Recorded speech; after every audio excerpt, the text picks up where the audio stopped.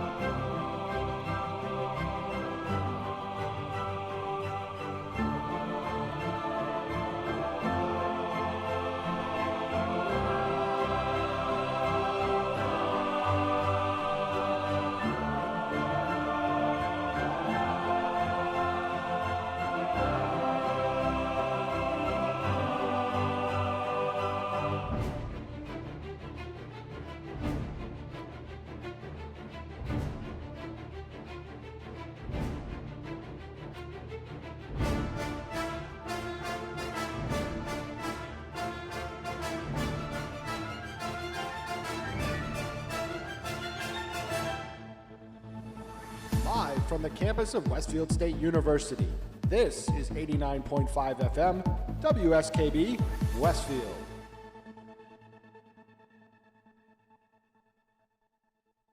Support for the community programming of WSKB is provided by Westfield Bank.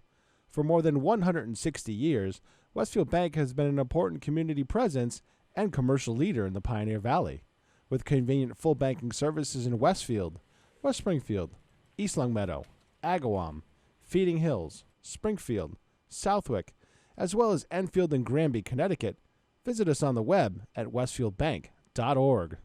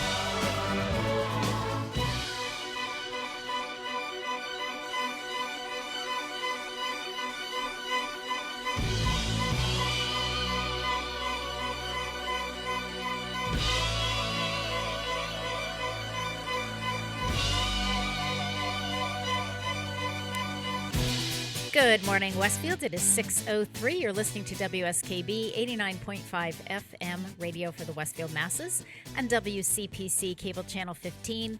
My name is Tina Gorman. I'm your Wake Up Wednesday host, and I am in the studio this morning with the chairman of the board, producer Pete Coles. How are we doing this morning, Pete? Better than yesterday. Better than yesterday. So Did you encompass that little power outage yesterday? we did not at the senior center, but some of my seniors Wow. did. And well, you know what happened was we have some seniors who live in Security Manor, which is on Broad Street, some apartments on Broad Street. So they experienced it. But Jay then, was out. Jay was out all the way up in Munger Hill. Well, then one of my seniors came through the meal line yesterday, the curbside meal line, and she lives here, not that far from here, off of Franklin. And she said, "Oh, we were without power." And I said, "Oh, I didn't realize it was down in that area because I thought it was down, on the other side of downtown." Yeah. But I guess it was more widespread. We were They said a third of the city. really. Yes. I had no idea it was that much. But Kenny never lost power at his house. now where's off of Kenny? Meadow Street. Oh, he's off of okay, yeah, and we didn't lose it at the senior center. Right. You guys may be thankfully. on the same leg or something. Yeah, I don't know. I don't know. We were right in the middle of an interview with Bob Plass, and all of a sudden everything went dark. Oh no. Bob's like, what happened? How do we fix this? I could hear him, talking. Yeah. Still talking. Oh, that's so And I'm funny. like, Bob, everything is off. Yeah. The emergency lights are on. We can't fix it. Yeah. It's bigger than us. Right. This is not fixable. This is not a Pete Coles media guy tech thing. This Right. Is When a, everything this is is, a gas dark. And electric. When everything is dark, it's dark. Oh, dear. And then we decided to scrap Kenny's show because we didn't know how long it was going to be out. Yeah. And it ended up being about an hour. So, do we know what happened? Do we know? I don't know. Some lady's postulating on Facebook.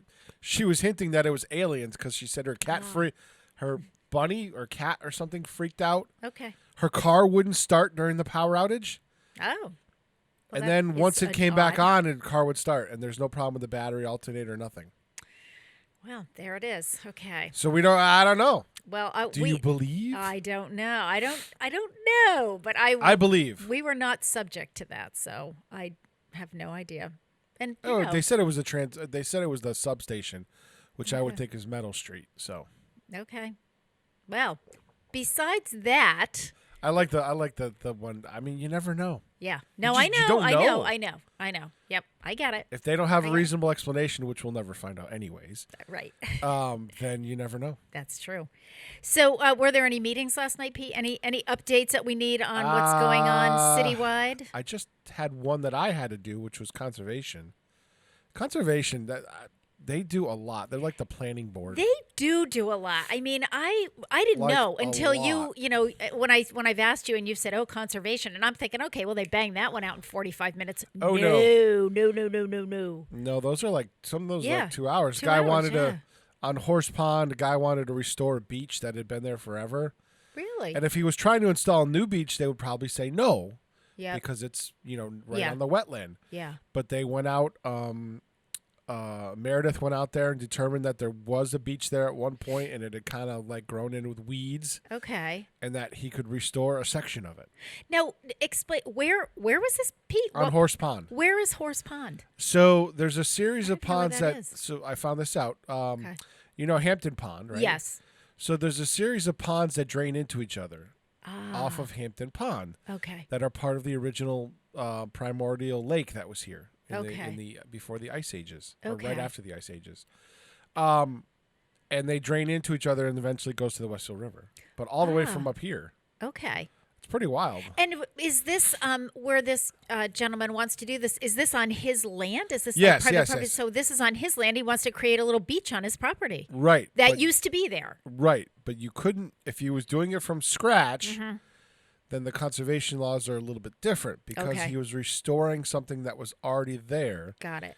and also promised to have clean sand that doesn't have silt in it Yes. that would make the pond silty. So Yes, there's all yes, kinds of yes. regulations and Yeah. stuff. Well, and you he's know- doing it the yeah. right way. Absolutely. Yeah. Right. Got permission before he started the project. Yeah, We well, do he have a asked, problem. We do have a problem with people in the city, who decide to undertake something. and that was during enforcement. Sure. And then get partway through and then, Or all the way through. yeah, and right, or all the way through and then, well, I broke all the rules, but oh well, it's already done, so yeah, no, it doesn't work that The way. funny one was I had permission from the landowner to do this on his, I abut his property, but he gave me permission to do this, and it doesn't fit with conservation laws.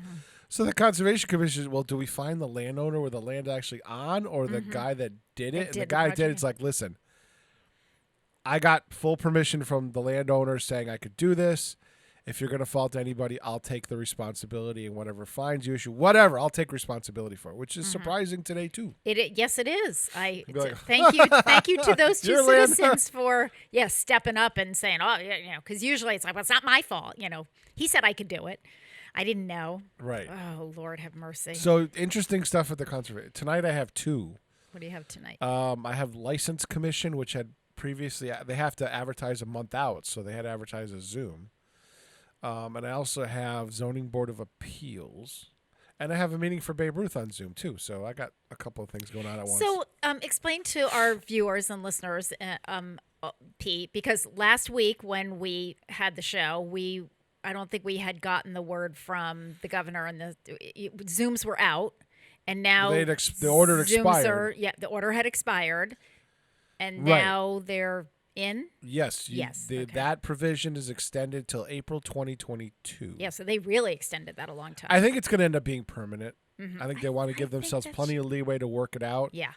The city is leaving at the discretion of the Board of Commission. My question is, if the link is published, do I still have to broadcast it? Because that gives public fair access to the meeting. Yeah. Can I just host the Zoom? Yeah. I'm still broadcasting them right now. And then long term, I got to talk to the mayor and the council and everybody else and see if we want to start broadcasting meetings. Maybe make it optional by committee. Because I know some committees just don't want to do it. So they want people to show up and have that. If you're that interested in it, show up and have that interactivity. Yeah. So we'll see. Yeah, well, I will be perfectly honest. I am a fan, huge fan of Zoom meetings. I just find them so convenient. I can do them generally I did them out of the comfort of my office, but occasionally I was, at home depending on what time the meeting was and so forth. But I will say that for the, and this has nothing to do with the city, but as you probably know, because I've talked about it on the show, the directors, the COA directors, the Council on Aging directors from Western Massachusetts have been Zooming every other Friday morning for 15 months. It has brought us so close together. It is such a tight group. This is a group that we tried for the 15 years that I've been here. We tried to meet, periodically as a region.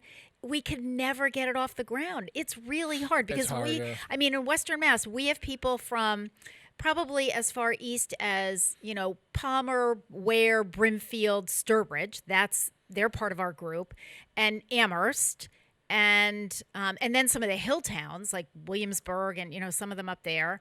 And then, Southwick. And so, take that big geographical region, we would have to travel. It would be pretty much a half a day if we wanted to meet in person. But it's an hour of our time. And, what's really nice too is there are times when people say, listen, we usually meet 9 to 10. And people will say, listen, I have something going on at 9:45, so I got to cut out early. But still, they can participate for 45 minutes. And you would never, you wouldn't be able to do that if you met in person. So I don't know. I love it. I do. I would be willing to suggest to the mayor that once in a while department heads meet via Zoom. And there's another one. For me to get over to City Hall, I know it's not that far, but it's get in my car, do this, as opposed to I can jump in, and even if I'm 5 or 10 minutes late because we have something going on at the senior center, I don't feel badly about that. I can kind of quietly jump in, pick up. But if I'm 5 or 10 minutes late, but then I have to get in my car, then I have to go to City Hall, park my car, walk up 3 flights of stairs. It's just then I'm walking in 20 minutes late instead of 7 or 8 minutes late. And like today, I can't make it at all. I can't either. I said that. I'm like, this in-person stuff at this hour of the morning when we're doing curbside meals, and it doesn't work. Just doesn't work. All right, well, listen, before we take our first break, let's talk about the fact I'm dressed in pink today because it is National Pink Day. So what, pray tell, is National Pink Day, you ask? Well, I know, I did a little research. Here's some trivia for you, Pete. So National Pink Day is observed on June 23rd every year. This day is a celebration of the color pink. Everyone is encouraged to wear something pink today, both women and men, in what can be seen as an effort to end some of the preconceptions about pink being a color that is only associated with women. Funny enough, while today we associate pink with femininity, that was not always the case. During the 20th century, boys were dressed in pink and girls were dressed in blue. This was because men in England wore red uniforms, so small boys would be dressed in the paler hue of red, which was pink. At the time, pink was seen as a stronger and more masculine color than blue. When pink became seen as a more feminine color, there was an unspoken rule that men shouldn't wear it. However, in recent years, this has not been the case, and more men incorporate pink in their clothes and accessories. So here are some facts about the color pink. Because there are so many shades of pink, there are many different ways to describe the color. Some popular ones are blush pink, baby pink, cool pink, dusty pink, hot pink, and rose.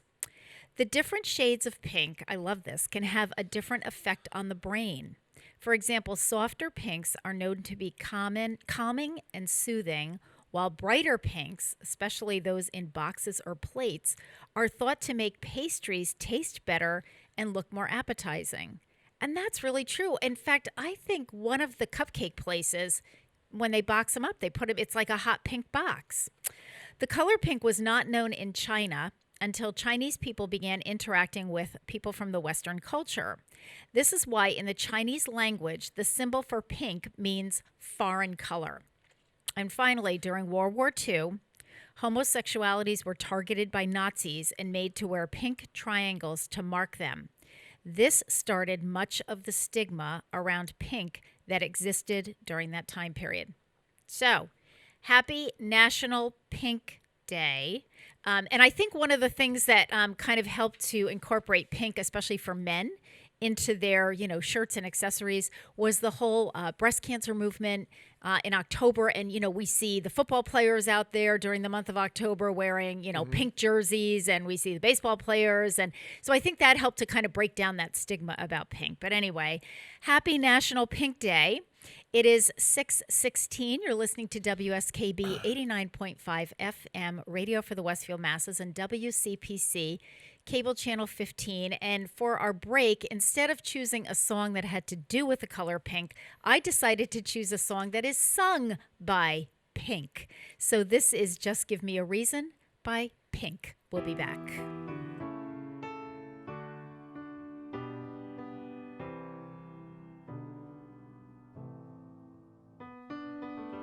Right from the start, you were a thief, you stole my heart, and I, your willing victim. I let you see the parts of me that weren't all that pretty, and with every touch you fixed them. Now you've been talking in your sleep, oh, things you never say to me. Oh, tell me that you've had enough of our love, our love. Just give me a reason, just a little bit's enough. Just a second, we're not broken, just bends, and we can learn to love again. It's in the stars, it's been written.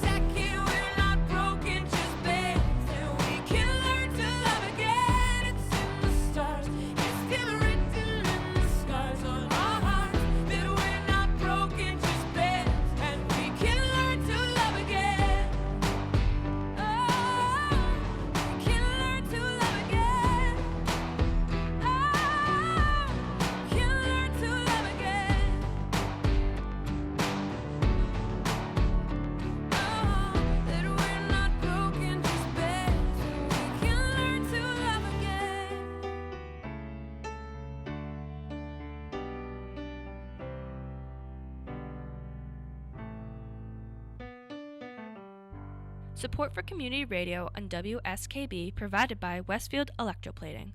Employing over 140 skilled platers, painters, and technicians, Westfield Electroplating was founded in 1946 and was the first company in the country to achieve National Aerospace and Defense Contractor Program accreditation, proudly maintaining that status for over a decade.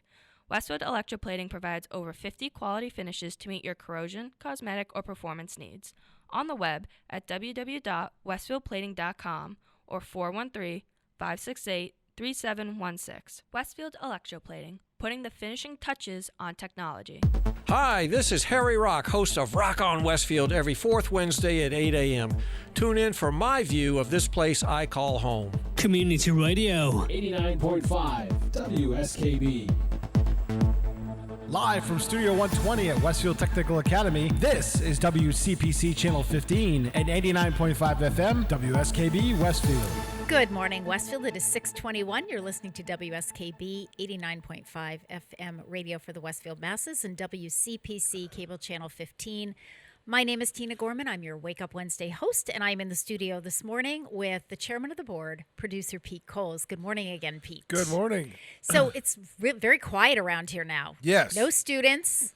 We're into summer mode. No hustle and bustle. No hustle and bustle. Yeah, absolutely. And Harry Rock is in today. Harry Rock is in with Rock on Westfield. Do you know who his Stefan guest is? Zaporowski. Oh, I love Stefan. I think he does this. Harry kind of schedules this at the end of the year. Yeah. Kind of wrap things up for the summer. Boy, Stefan has been through a lot this year. Yes. I believe there are gray hairs and possibly ulcers. Oh, I got to tell you, it has been, when I was I think doing I added gray hairs this year too. When I was doing my budget meeting, I think it was Councillor Flaherty who said to me, I went up to the podium and he said, "It's been a long year, hasn't it?" I just thought, oh my God, it's been a forever year. But here we are, still standing, wearing pink on National Pink Day. All right, we have some famous birthdays today. I have my pink. You have your pink? Oh, Pete has his pink on his... I always have my pink. Yes, on his microphone. Yes. Absolutely. Awesome. I know. Yeah, that'd be cool.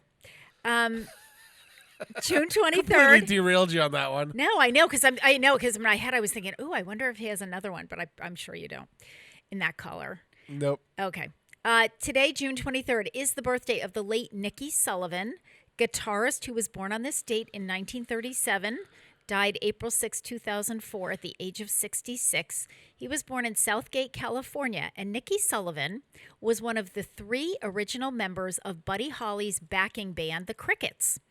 Though he lost interest within a few months of his involvement, his guitar playing was an integral part of Buddy Holly's early success. Nicky Sullivan performed on 27 of the 32 songs Holly recorded over his brief career. He co-wrote a number of his own songs. Hit songs include Peggy Sue, That'll Be the Day, and Maybe Baby, and there's a list of about, 20 other ones.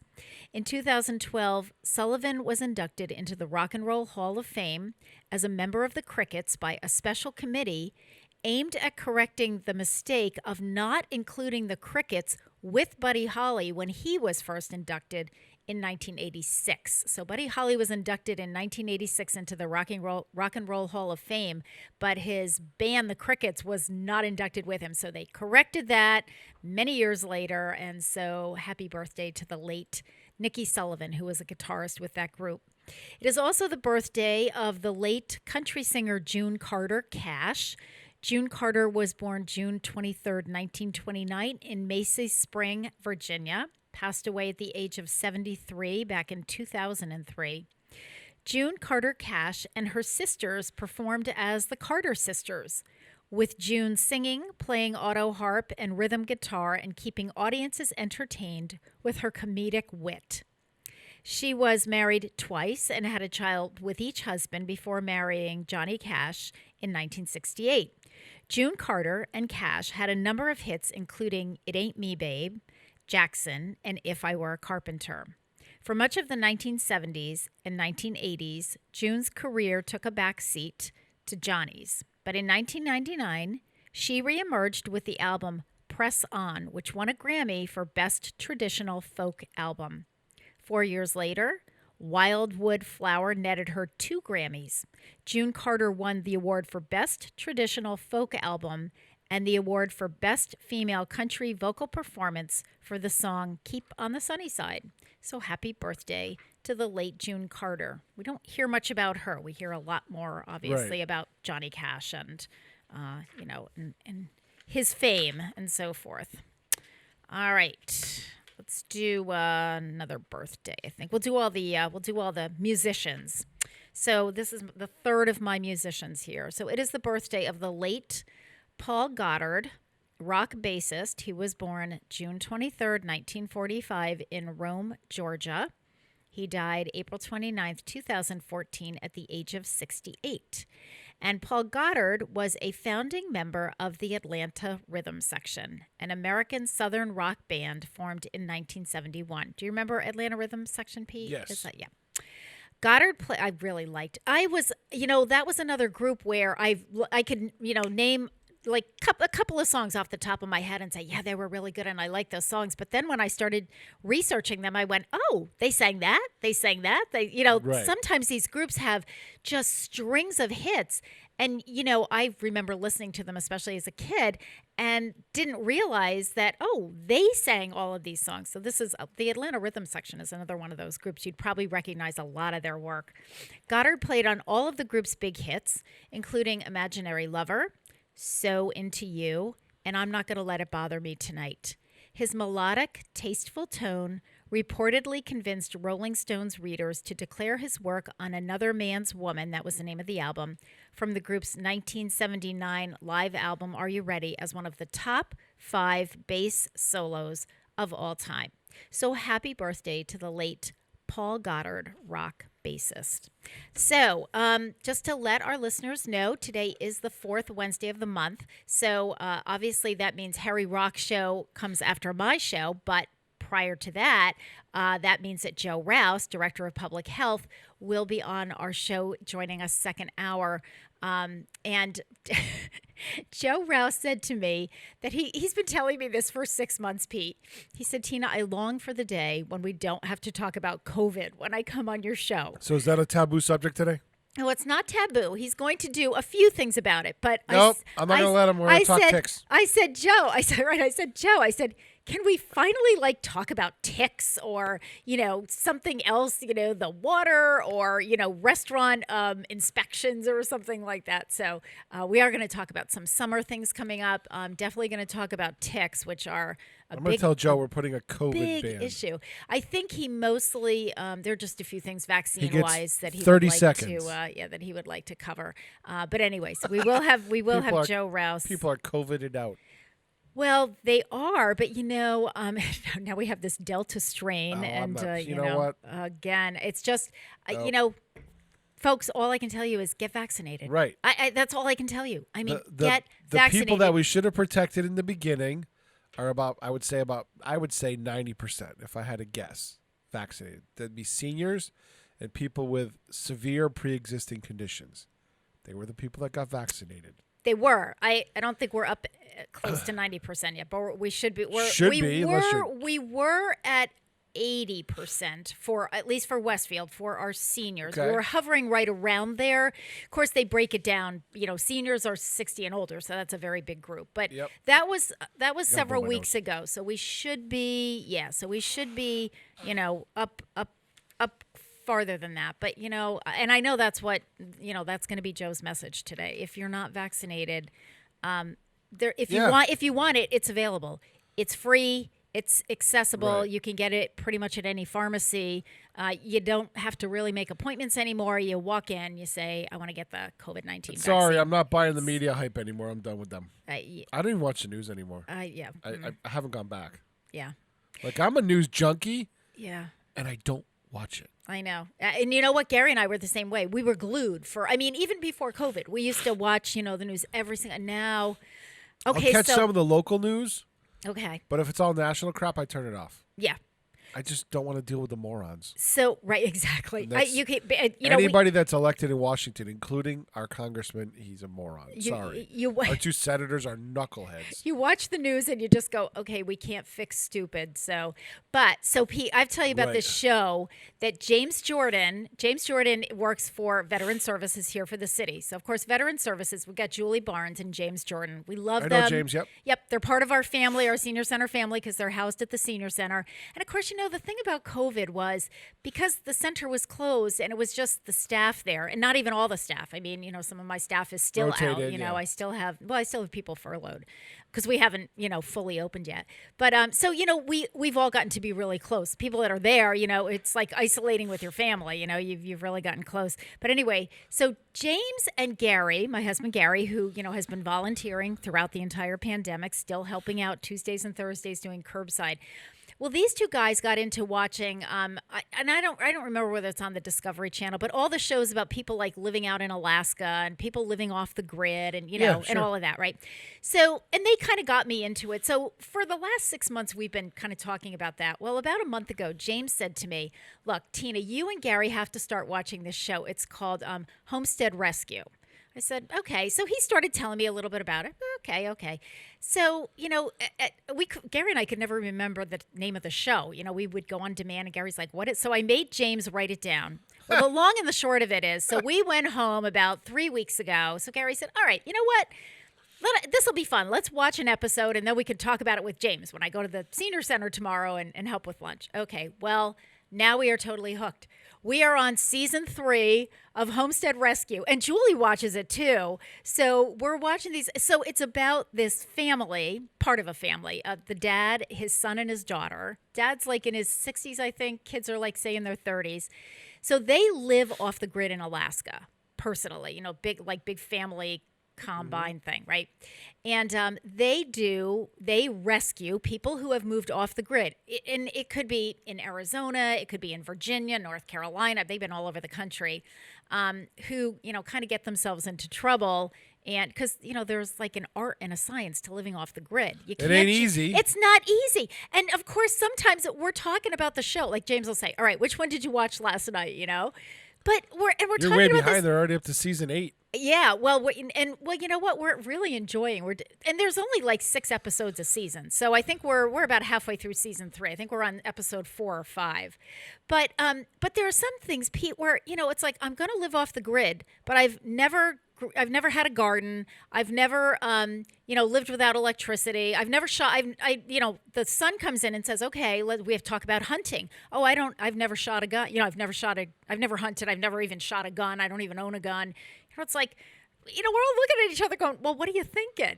Like you're just going to go to Stop and Shop? You're off the grid, But anyway, it is a fun show. If anybody, what I find really fascinating about the show, and my late father-in-law, if he were alive, he would love this show because Marty Rainey, who's the dad who goes in and kind of is the brains behind the operation, like if his big thing is if you don't have water on your homestead, you can't survive. So we have to figure out how to do water. So the other day, there was a well, but they had to figure out how to pump the well. So he had to rig up this. He's always rigging things up. My father-in-law, who was an electrician by trade, would have found that fascinating. That's what I find amazing. It's like, you're basically taking junk that you find on this homestead and putting it together to create stuff. So it's pretty cool. So you've seen it, Pete, or you No, you haven't? I'm just reading about it. Oh, you're reading about it. It's really, really pretty cool. I have to say, it's James and Gary and I have decided that we especially like the ones where the people that decide to do this off-grid thing have some knowledge and they pretty much know what they're getting themselves into. But, they get out there and they make some mistakes. So when the Rainey family comes to help them out and teach them and work with them and they're only usually there for, not less than a week. Sometimes it's only 3 or 4 days. Okay, we have so much time to help you to fix this or figure this out. I'm learning a lot about wildlife. I'm learning a lot about bears and, bobcats. And when they did the one in the desert, that was pretty scary. Snakes and scorpions and those kinds of things. But anyway, fun show. All right. So that's what now you know what I've been doing with, that's my life. But anyway, James and Gary and Julie and I are having a lot of fun talking about Homestead Rescue. So for those, it's on the Discovery Channel. Okay, so it is 6:34. You're listening to WSKB 89.5 FM radio for the Westfield Masses and WCPC cable channel 15. So we are going to listen to the song "If I Were a Carpenter" by Johnny Cash and June Carter Cash in honor of June Carter's birthday. We'll be back.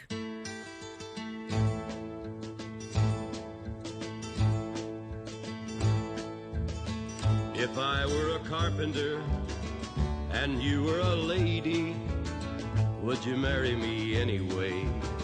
Would you have my baby? If you were a carpenter and I were a lady, I'd marry you anyway. I'd have your baby. If a tinker was my trade, would I still find you? I'd be carrying the pot you made, following behind you. Save your love through loneliness, save your love through sorrow. I gave you my onlyness, give me your tomorrow.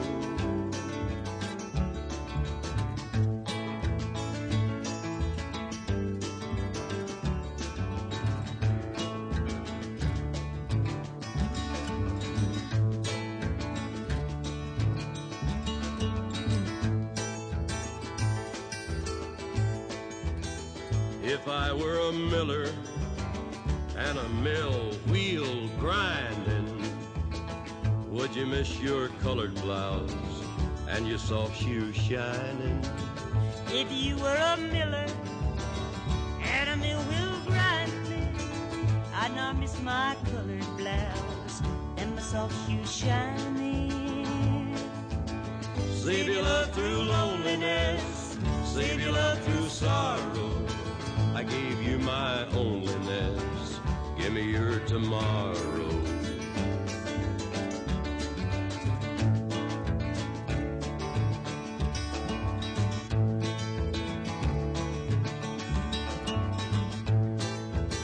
If I worked my hands in would you still love me?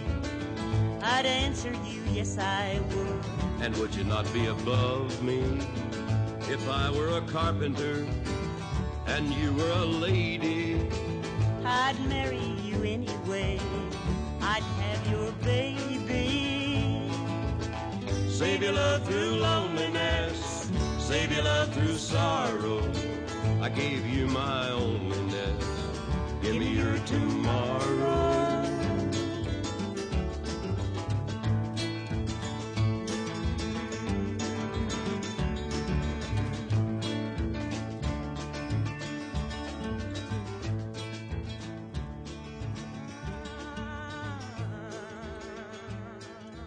Underwriting for the community programming of WSKB is provided by the Boys and Girls Club of Greater Westfield, serving the youth of the Whip City and surrounding communities since 1969. For more information on the Great Futures Club for ages 3 to 5, happening weekdays, and the Club Teen Center for ages 11 and older, weekdays from 6:30 till 8 p.m., go online at bcgwestfield.org or visit the club at 28 West Silver Street. The Boys and Girls Club of Greater Westfield. Great futures start here. Hi, it's Bob Plass, and I have Wow, It's Tuesday, every Tuesday, 6 to 8. Wow, it's Tuesday. Community Radio. 89.5 WSKB. I did it!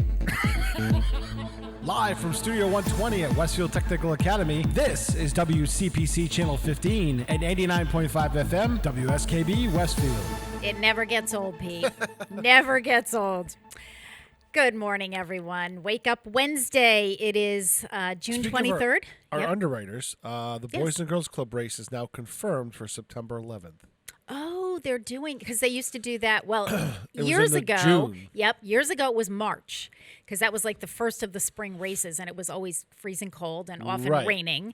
And then they moved it, a few years ago, they moved it to June, Right. so they're doing it in September. And Because you they know, booked me to DJ again. So well, you know, it's that's how I know. interesting because I I usually run in the Boys and Girls Club race. And, of course, I haven't done any races since COVID. So that would be, and it's hard. Like I've been running, but it's kind of hard. I It's really right before the Big E too. So yeah, that'll be helpful. I like doing road races. I'm not a fast runner, but I'm consistent.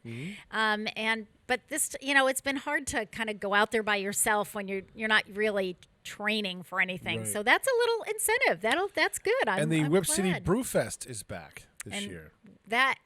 Was that the one that was on School Street? That Yes. They used to, okay. And We moved it over where- to Central Street. What was the dirt lot? Oh yes. It's now paved. And is that where the bowling alley used to be? No. No. Central where- Street is behind Berkshire Bank. Oh yeah. Okay. It was Right. It was a maintenance building for Yes, a long time, and then yes. it got torn down. Yes. And now it's a city lot. Yep. It's been paved. Yes. And that's where we're going to hold the that's a Brew Fest pretty this big. year. Yeah, that's a pretty big space. It's 260 feet by 100 feet wide. So have you heard about I think that the big truck that's parked there now, have you seen that? I think that's where it is back there. It's a simulation truck for the police department. Have you heard about this? No. Oh, you have to get one of Mark Carbonneau has to explain this to you. It is fabulous. So and I think there will probably be pictures I'm guessing in the Westfield News, because this week Mark's doing a bunch of he does like a lot of the shootings He's training on the special stuff. response team. Yeah. Yes. And but anyway, there's this big truck that's parked either in that parking lot or right next to it. It's probably in that lot. Yeah, I'm thinking too, because it's huge. And it's actually, you go into the truck and it's this whole training scenarios? Yes, it's this whole training scenario simulation thing. Mark said they brought it in from Worcester. So Mark was telling me about it a couple of weeks ago, and he said they're going to be bringing it in, and he went out to Worcester to practice it, and he said it is amazing. So he came in yesterday. He was at the senior center yesterday, and he said the truck is here this week. So they did training. I think it was Monday. I think they're doing it today and tomorrow. So I just wanted to drive by and at least see. He showed me a picture of the outside. Oh, maybe I should go see if they want to go through a 3D tour. Yeah, I mean, Pete, I would love to get in there. I know Chief Valier had said to Mark that he was having some outside people come in. So I assume, whether other police officers in other cities and towns or city council, I don't know. But I just thought it was, I'm fascinated with all of that stuff. So anyway, yeah, good stuff. All right, birthdays today. It is the birthday of Melissa Rauch. I think that's how you pronounce it, Rauch, actress born on this date in 1980 in Marlborough, New Jersey. She's 41 years old. Melissa Rauch made her television debut with the recurring role of Tina in 6 episodes of the first and only season of the short-lived sitcom Kath and Kim. That was back in 2008 to 2009. Melissa Rauch's character in The Big Bang Theory, Dr. Bernadette Rostenkowski Wolowitz, first appeared in season 3 as a co-worker of Penny and a possible love interest of Howard Wolowitz. By season 4, she had become a regular on the show. Rauch and Maya Bialik, who portrays Amy Farrah Fowler, joined the cast of the series in the same season and maintained parallel trajectories of their respective tenures in the show. For her performance, Melissa Rauch was nominated for the Critics' Choice Television Awards for Best Supporting Actress in a Comedy Series in 2013. And what I want to know, and I still don't know to this day, is that her real voice? That kind of mousy, I think she squeaky? pushes or it up a does little bit. she- I've heard her in interviews. I think she pushes it up a little bit. That's it. I've never Not a lot. seen her on a regular television show to know if that's her regular voice. By the What way, a do you little think is- teaser for Arts Beat. Okay, go for it. With Mark Auerbach. Yeah, with Mark Auerbach, of we course. have Deborah Jo Rupp coming on for a half an hour in a couple of weeks. So, remind me of who that is. That 70s show. Oh, I didn't She watch played that. the mom. I didn't watch. And she's that been in a 70s lot show. of movies too. So one of those. Well, sometimes Pete, it's one of those actresses or actors that you see their face and you go, "Oh yeah, I know. I've seen them." exactly. You know who what I that mean? is. Yeah. Yep. Yeah. She will be on. What week is that? Hold on. Let me just pull it Okay. up here real Take quick. your time. She will be on the first week in July, so July 2nd. And where is Mark? Where is he taping his show? I know he's kind of been all over the place, but where He's is he been doing doing it his here. shows? Has he come? He's been coming in studio. Yeah, the guests have been coming in by Zoom. Okay. Perfect. Yep. I He's been heard here his, almost since the beginning. I of heard pandemic. his interview with Martin Miller. I think you had played that last week or maybe Mm-hmm. the week before from because I'm a National Public Radio listener. So it was really interesting to hear that that side of Martin Miller. This and Friday, we have the Talcott Mountain series, which is the Hartford Symphony. And Isadora, what's Isadora's last name? Isadora Wolf. She's a dance artist. Well, I was going to say the only Isadora that I know, Isadora Duncan, is the only one that comes to mind. I'm like, I'm sure it's not her. I think she's a dancer out of Berkshire Theater, like runs movement stuff. Yeah. Choreography and stuff like that. Yeah. So very fast. They were well, good interviews. This is a very artsy area. I mean, if you're into the arts, Western Massachusetts, and especially the Berkshires in the summer, you've got Jacob's Pillow, you've got all the theater places, and you've got and today's on Tanglewood. the mark after Harry is Guy McLean is going to start an Athenaeum Spotlight. So once a month, we're going to do Athenaeum Spotlight as On the Mark, and then maybe spin it off in September. And kind of Guy do his own show. I am a huge fan of Guy McLean. I worked with Guy when I was teaching over at Springfield College, and I was director of the Learning and Later Life program there. And Guy was by far my most popular instructor. He used to every semester he would do like a 6-week course on classical music. And when I first took over the position, he was there before I got there.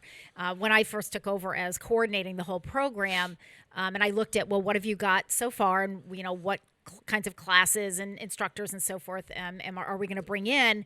And I looked at it and I said, oh, okay, well, we're doing one on classical music. And I had no idea until the seniors that were involved said, oh, Tina, you have to have, and because I was responsible for finding instructors, coming up with, I had an advisory board of seniors of the kinds of classes that they wanted. And this was all non-credit. And then, but I had to find the rooms for them throughout the campus, that was no easy feat. And especially for Guy, because he needed a very large room, because he had, we used to get 50, 60 people in his class. I mean, they loved him. He was awesome. You know some of his history?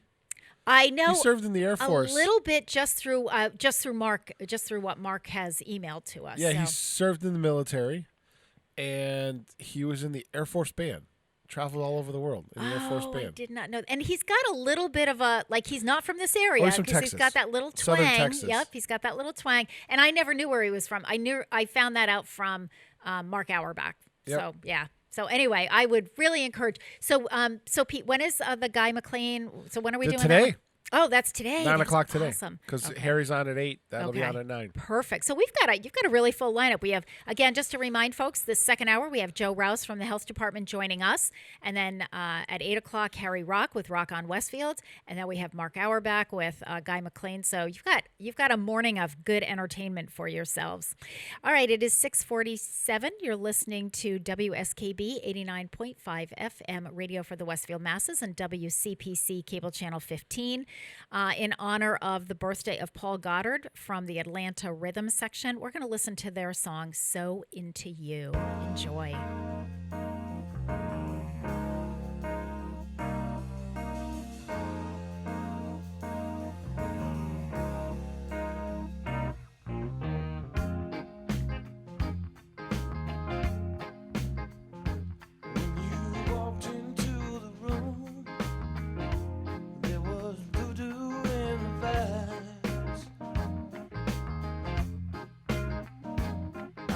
Captured by your style, but I could not catch your eyes.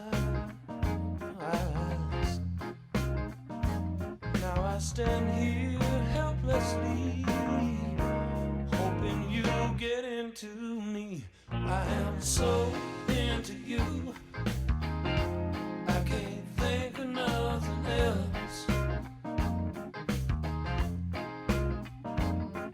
So into you, I can't think of nothing else. Thinking how it's gonna be whenever I get you next to me. It's gonna be good, don't you know? From head to toe, gonna love you all over, over and over.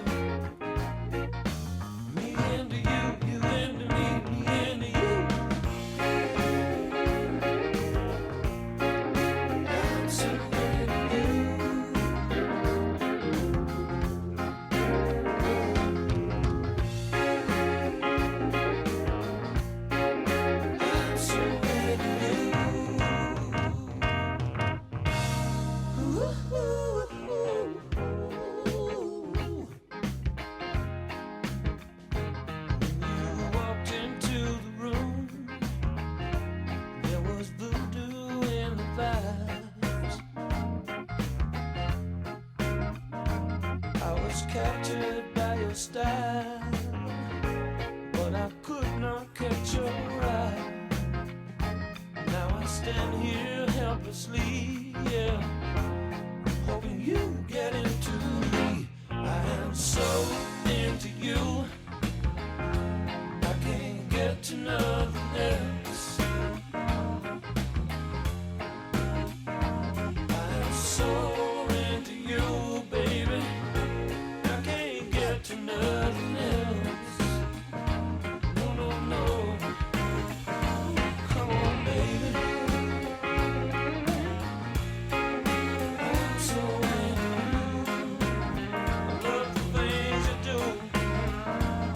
Listen, baby, you're driving me crazy. Ooh.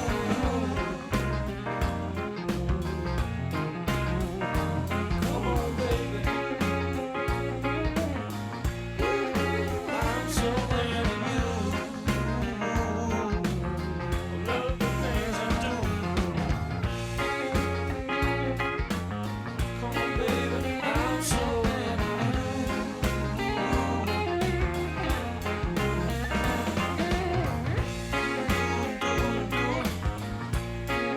I'm so into you, yeah.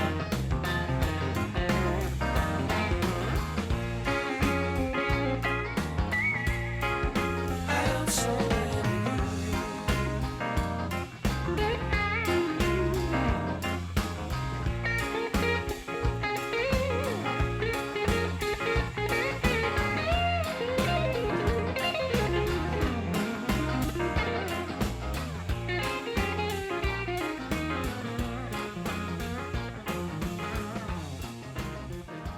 Support for community radio on WSKB is provided by Betts Plumbing and Heating Supply Company, an independent, family-owned wholesaler serving Westfield for over 50 years, specializing in plumbing, heating, and industrial piping supplies. On the web at bettsplumbing.com or at 14 Coleman Avenue in Westfield. Support for the community programming of WSKB is provided by the Dunkin' Donut Shops of Westfield and the Sardinia family. It's nice to know that even as the world changes, Dunkin' Coffee remains the same at 7 convenient locations throughout Westfield.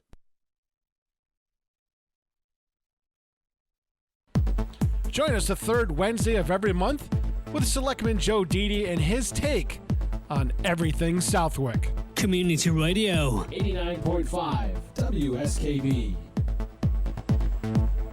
Live from Studio 120 at Westfield Technical Academy, this is WCPC Channel 15 and 89.5 FM, WSKB Westfield. Good morning, Westfield. It is 6:53. You're listening to WSKB 89.5 FM radio for the Westfield masses and WCPC cable channel 15.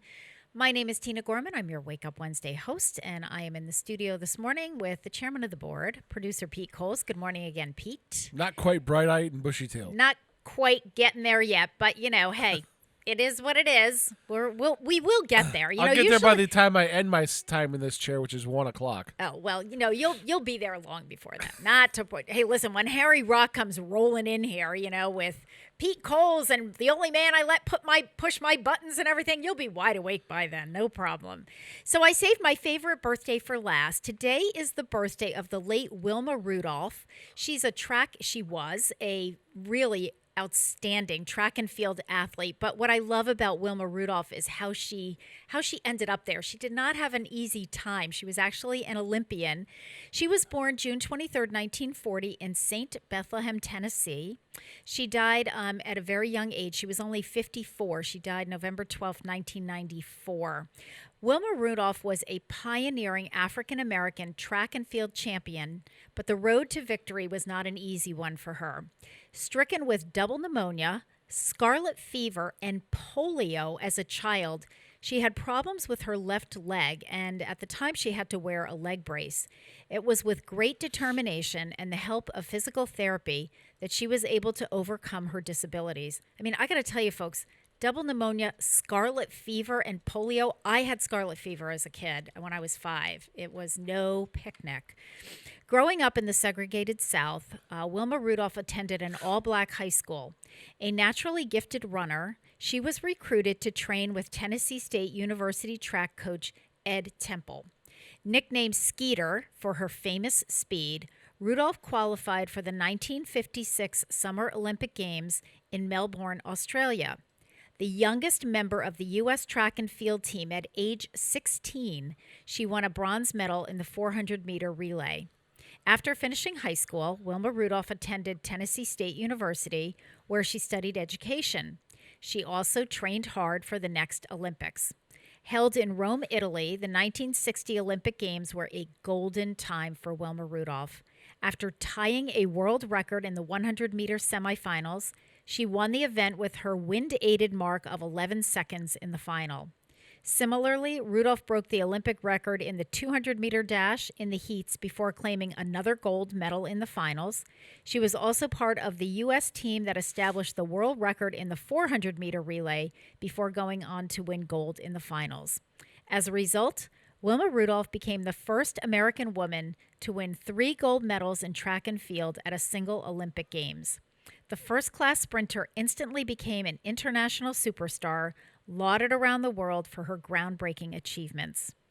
Following the Games, Rudolph made numerous appearances on television and received several honors, including the Associated Press Female Athlete of the Year Award in both 1960 and 1961.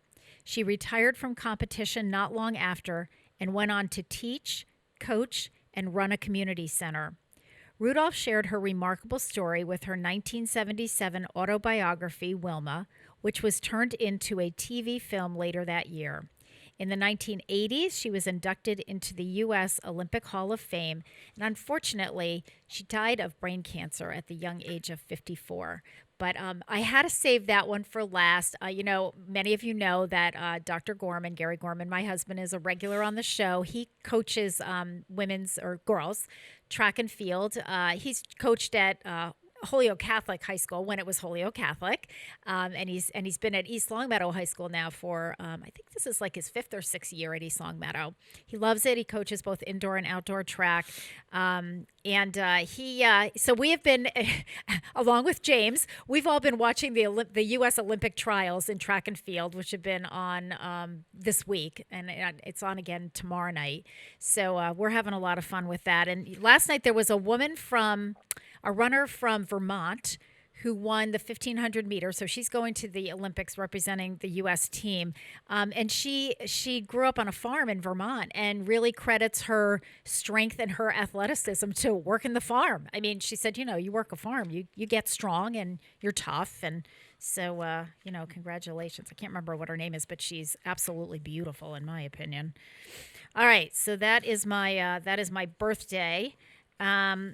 Let's see, what else do we have going on here? So we have about 2 minutes till we're going to take our top of the hour break, and then I have another national day to talk about before Joe Rouse comes on. It kind of dovetails into Joe, so that's why I'm saving that one for after the 7 o'clock break. But let's just talk a little bit about senior center stuff. So first of all, a reminder that the July edition of the Voice of Experience newsletter comes out this Saturday. And right now, everybody who's calling saying, when is this going to start? When is that going to start? When is this going to end? When is that going to end? We just keep saying, read the newsletter, because it would take us like 45 minutes to go through all this stuff. Don't you love how people ignore the information right at their fingertips? It's all I can tell. Pete, I can't tell you the number of hours I spent Welcome to my world for the last year and a half. On the June newsletter, and same with July. So if you want to know what's happening and if you want to know when things are happening, you have to read the newsletter. That's all I can tell you. Now, how do you get it? That's easy. It will come out on Saturday. It actually gets delivered to the senior center at about 3 o'clock in the morning, early Saturday morning. I get to the senior center by 8 o'clock. And I put them out in the bin. There's a large tan bin with a green top, and you lift up the top. It's right next to the front door. The latest newsletters are always in there. I always have plenty of copies. I check it, on a regular basis, and we keep refilling it.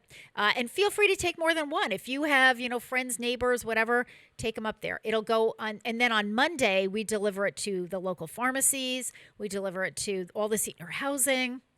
I think now we used to, take it over to the Athenaeum, and we would take it to Bay State Noble Hospital. Of course, we couldn't do that during COVID, but I think now we'll be able to start getting it out there in some of those places as well.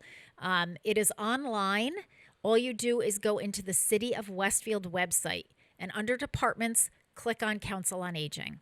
It's in there. Okay. The latest edition is always in there. Tech department is really great about getting it in there as soon as I give it to them.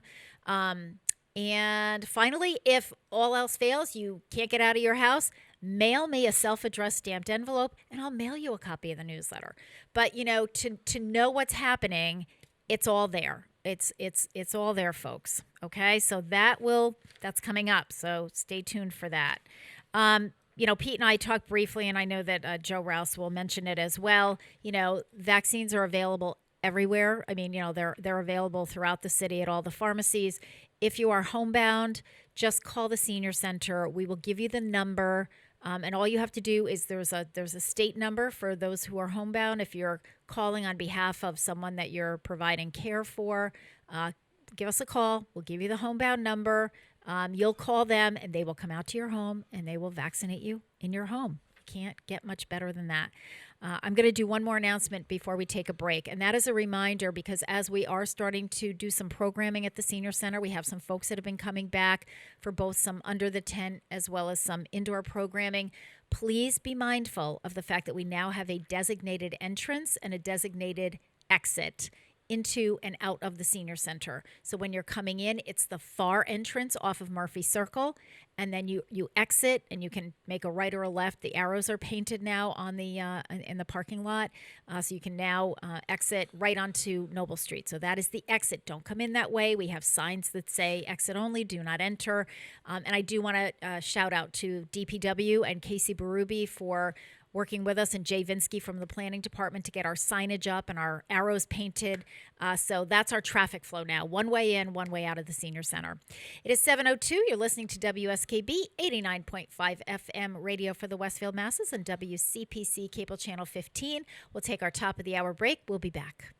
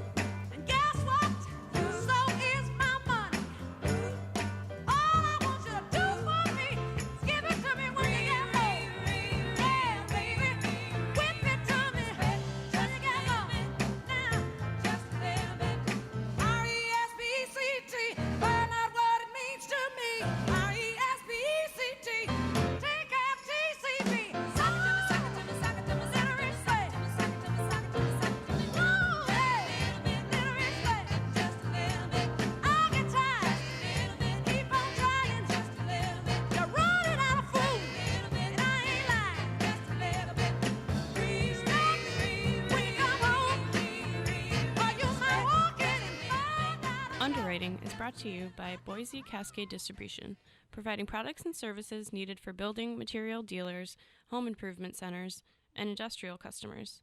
They offer everything from engineered wood and plywood to Drex decking and railing, James Hardy siding, and Advantech subfloor. Located at 33 Fowler Street Extension in Westfield and on the web at bc.com. They are committed to providing quality products, great service, convenience, and value. Join us every Thursday morning from 6 until at least 7:30. Check out the Bobby G and Company Show right here on WSKB 89.5 Community Radio. 89.5 WSKB. Live from Studio 120 at Westfield Technical Academy, this is WCPC Channel 15 and 89.5 FM WSKB Westfield. Good morning, Westfield. It is 7:05. You're listening to WSKB 89.5 FM radio for the Westfield masses and WCPC cable channel 15. My name is Tina Gorman. I'm your Wake Up Wednesday host, and I am in the studio this morning, a very quiet studio so far this morning, with the chairman of the board, producer Pete Coles. Good morning again, Pete. Good morning. And, just to let you know, I did mention before the top of the hour break that we have started some indoor programming at the Senior Center. All of the programming is by registration only. But even if you don't call at the designated registration time, if it's, later, some people forgot about it, slept through it, whatever, just give us a call. If there's room, we'll sign you up. So right now we have the chess players on Monday afternoons that are in the Creativity Center. We have the Art Unlimited class meeting on Thursday, so if you'd like to do that, again, just call us in advance. Today, we're bringing back the Sassy Stitchers, our knit and crochet group. So if you'd like to join the Sassy Stitchers group, you do need to call us in advance, so give Mary a call. We already have several people signed up for that. Last Friday, we brought back the quilting group, our Peacemakers quilting group. So we had just 3 people, but it's a start, doing quilting. That tends to be a smaller group anyway. But by all means, feel free, but give us a call because right now, class, our size, our space capacities we're still limiting those. We are requiring everyone to sign a release of liability form, whether it's a fitness class or whatever it is. Everybody needs to do that. That has not been a problem at all. Masks are optional. And we are encouraging people, if you are not fully vaccinated, we are encouraging you not to come into the building and do programs. However, we are not asking for verification one way or the other. It's totally up to you. But if you are not vaccinated and you do decide to come in the building, then you need to wear a mask. And that is by the governor's mandate. And that's really for your own safety and protection. So please follow along with that. In addition to those indoor programs that we have right now, we are doing some under the tent fitness classes. We have our mail call class, which is being offered on Tuesdays and Thursdays from 8 to 9. It's an early morning class, and they are having a wonderful time. I think there are about 8 or 10 of them right now. We still have room for some more of the men if they'd like to join us. It is outdoors, and that group they've had wonderful weather. I mean, it's like perfect outdoor weather. They're using their bands, they're using their weights, and we have weights of various sizes. So, whatever works for you. Michelle Urbanski is the instructor. She also teaches classes at the YMCA, and she is absolutely fabulous. The men just love her. They said she is not easy, but they are having a great time and really encouraging each other. And also every Friday, we are having line dancing under the tent outside, and they're having a blast, fun music. So again, if you'd like to participate, if you want to participate in Friday's line dancing class, especially for those of you who maybe tried it on Channel 15, because we've been offering all of these classes on Cable Channel 15. If you've tried it in your own home by yourself and you're ready to put your toe in the water and maybe join the group, please feel free to do so. The mail call class is $5 per class. You pay as you go, so just bring it with you. Under the tent line dancing is $3, and same thing, you just bring that with you. So we have those things going on. Today is, I wanted to kind of save this until before Joe Rouse came on board. Well, he's listening right behind Okay, me. that's great. Good. I'm glad he's listening. So today is National Hydration Day. Really, really important. We've talked about this issue before on this show. It's just one of those things where we really can't talk about it enough. It's so important. Each 23rd, the United States celebrates National Hydration Day. Proper hydration is vital to living a healthy life, but it's often overlooked. It's easy to forget to carry a water bottle on a hot day outside, but skipping out on water can lead to major health risks. National Hydration Day was created in honor of late football coach Victor Hawkins, who invented a special hydrating mouth guard to keep his players healthy on the field. Your body depends on water to survive. We were just talking about Homestead Rescue, the television show. Yep. And the guy who does the rescues, the father of the trio, that is his biggest thing. It's if you don't have water on your homestead, you are not going to survive. You can't, just bring in bottled water for forever. That it doesn't work. Sure. Your body depends on water to survive. Every cell, tissue, and organ in your body needs water to work properly. For example, your body uses water to maintain its temperature, it uses water to remove waste, and it uses water to lubricate your joints. If staying hydrated is difficult for you, here are some tips that can help. Keep a bottle of water with you during the day. To reduce your costs, carry a reusable water bottle, like I have right here. This is my WCPC Cable Channel 15 Westfield Community Programming bottled water. There you go. Okay. If you don't like the taste of plain water, and I know Jen Jafune, our registered dietitian who does Diabetes Dialogue, has suggested this many times, try adding a slice of lemon or lime to your drink. You get it in the produce section, slice it up, and it'll just give you a little bit of a citrusy taste. Drink water before, during, and after a workout, and that includes, folks, your Channel 15 exercise sessions. Make sure that you're drinking water, that you have water with you. And if you're doing any of the Under the Tent programs, by all means, please bring some water. When you're feeling hungry, drink water. Thirst is often confused with hunger. So you may be feeling hungry, but you're actually thirsty. True hunger will not be satisfied by drinking water. So if you drink water and you're still hungry, then you need food. But you may find that it's really not hunger, it's you're actually thirsty. Drinking water may also contribute to a healthy weight loss plan. Some research suggests that drinking water can help you to feel full so that you're eating less. If you have trouble remembering to drink water, drink on a schedule. For example, drink a small glass of water at the beginning of each hour, and then, you're good. If you don't drink enough water, you may become dehydrated. This means that your body doesn't have enough fluid to operate properly. Your urine can be an indicator if you're dehydrated. If it's a colorless or a light yellow when you urinate, that means you're well hydrated, you're good to go. But if you find that your urine is either a dark yellow or an amber color, you're probably becoming dehydrated. So there are some signs and signals that you may be dehydrated, and these include little or no urine output. You don't have to use the restroom. Dry mouth, sleepiness or fatigue, extreme thirst. But here's some of the other ones: headache, confusion, dizziness or lightheadedness, and no tears when you cry. So all of those are indications of dehydration, and dehydration, folks, can be very serious. Some people are at a higher risk of dehydration, including people who exercise at a high intensity or in hot weather for too long. You may be at a higher risk if you have certain medical conditions, such as kidney stones or a bladder infection.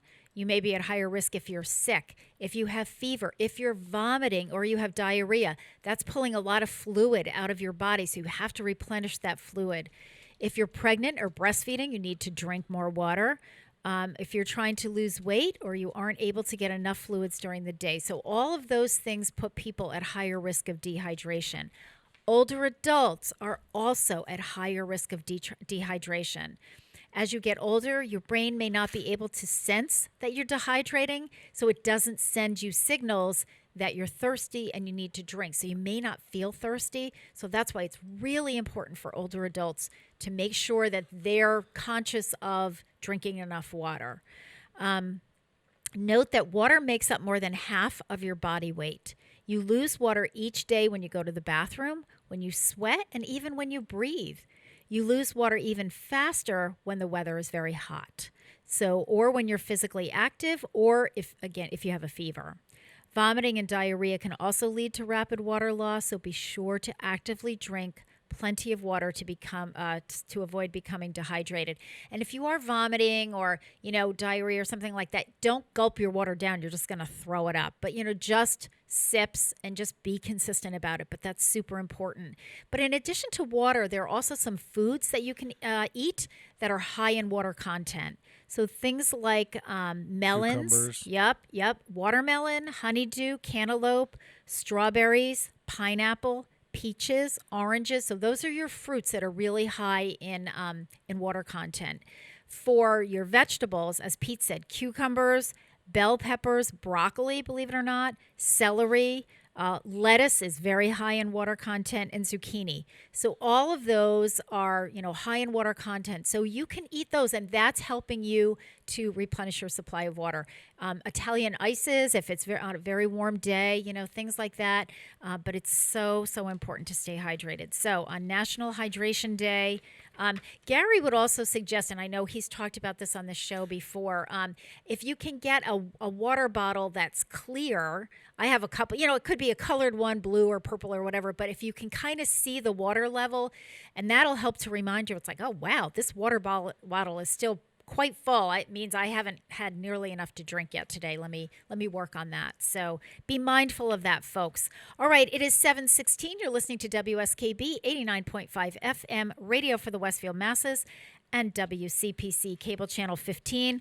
We are going to bring our guest in, Joe Rouse, Director of Public Health, with his own theme song, Good to Be Alive, Hallelujah, by Andy Grammer. We'll be back.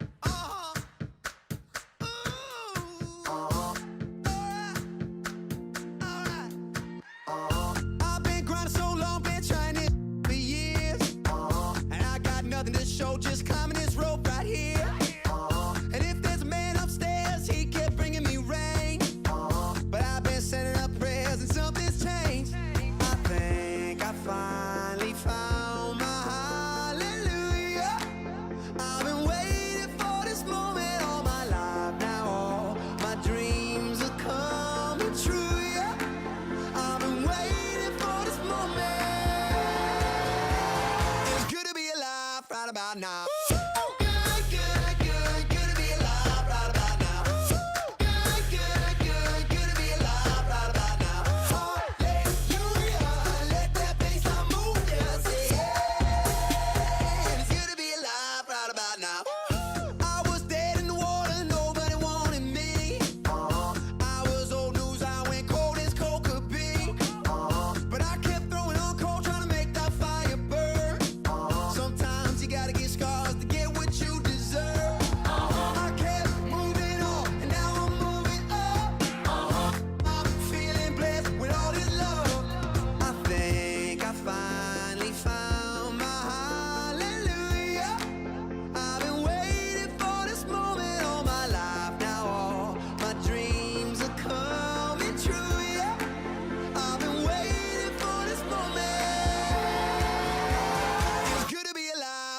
Now.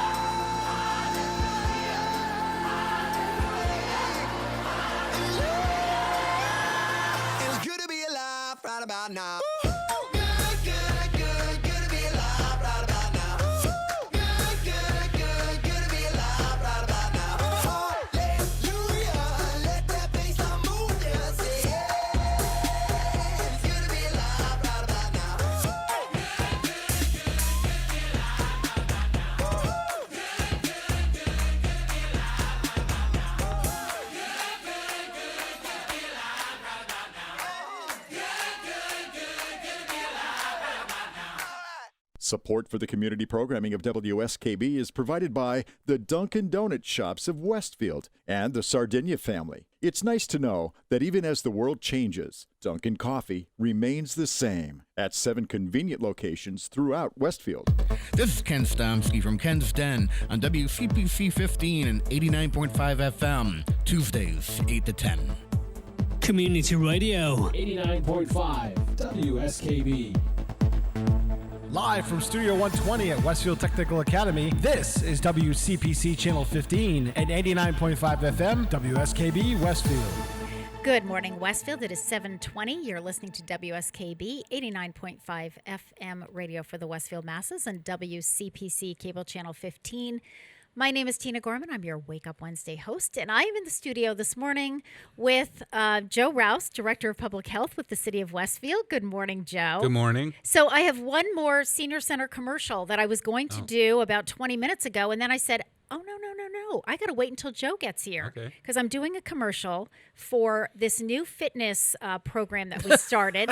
It's called Totally Fun Fitness, and it's being taught by the infamous Carol Palmer. Wow. Just happens to be related to Joe Rouse. Right. Carol is Joe's mom. Yes, she is. So Carol is doing this program for us. Well, first of all, she taped it on Channel 15, so it is running. Pete, I didn't bring my Channel 15 scheduling for the Senior Center. When is Carol's fitness class I thought on? it was Tuesday, Thursday. Yeah, I know we're doing it twice a week. So Pete will check that out because it is on cable channel 15. But she's also doing it under the tent out at the Senior Center on the first and last Wednesday of the month.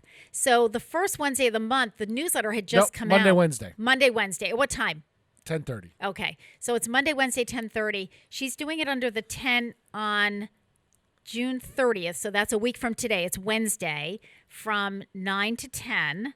But you have to sign up in advance. Oh, wait, is that right? Yes, from 9 to 10. Usually I don't turn my mic on for shows like that, but your mom just decided to include me in the show, and she's telling jokes to me during the thing. Right. So she was doing the. She got to play to somebody. She's doing the fitness workout. She was hysterical because I watched the workout. I'm like, this is great. So she's doing it under the tent next Wednesday. You have to pre-register for it. So call us on Monday morning at 10 o'clock. Between 10 and 10:30, Mary will take the call, sign you up for it. This is a great class. When she did it at the beginning of the month, the newsletter had just come out, so people didn't know about it. So she only had like 3 or 4 people. But I really would love to get, a big group for her.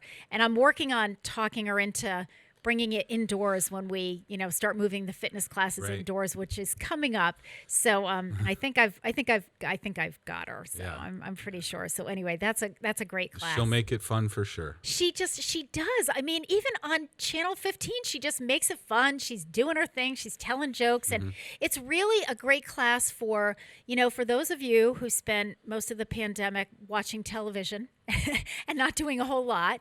It's great for you. But for those who are more seasoned, Carol she'll do it so that you can step it up a little bit. Right. So, if you can do it in double time instead of half time kind of thing. So it's really for all levels, and it's everything. I mean, she does a pre-warm-up, a warm-up, a cool-down, everything in between. She does some cardiac, she does some strength, some balance, and that's really what I asked her to do. I said, I really want, sort of a broad spectrum.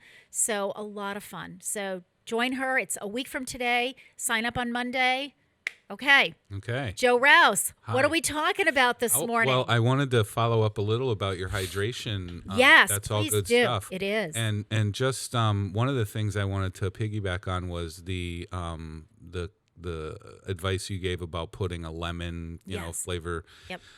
But what people may not realize is it goes way beyond just adding flavor to the water. There's actually significant health benefits to having lemon water first thing in the morning. No kidding. Yeah, absolutely. So did not know that. It will reduce inflammation. It does boost immunity. This is kind of weird because I didn't know that an acidic thing like that could actually be good for your digestive system, but it relieves.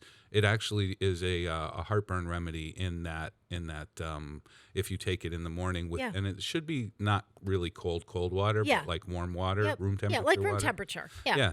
And so if anybody's curious about whatever might ail them, then maybe lemon water is a good option. And that's funny because I never really thought to even think of that. I just always thought it was a way to disguise disgustingly flavored water. Right. Is that all of the lemon or just the It's just the juice? the juice of a half a lemon. Okay. There you go. And you put that in a water and drink, you can dilute it as much as you want to get it down, but do that first thing in the morning and you will be surprised all the benefits that can have. So, wow, that's great. Well, thank you for sharing My that. great-grandmother used to do that. When I was a kid, I'd always watch her. She'd have lemon water in the morning. Now, I don't know if she knew what the actual benefits were to it, but she just did it. It was like one of these, old country things. Yeah, and sometimes those things get passed down, and well, I did it because my mom did it, and who knew? But somebody decided a long time ago that this was the way to go. Well, she lived to be an old lady. So yeah, exactly. Well, that's what I'm right, saying. So somebody, absolutely. And she didn't have heartburn. Right. So anyway. Yeah. Well, it's funny because I know when Dr. Lovelace used to be on the show, he did a whole thing on dehydration and just how quickly people can dehydrate.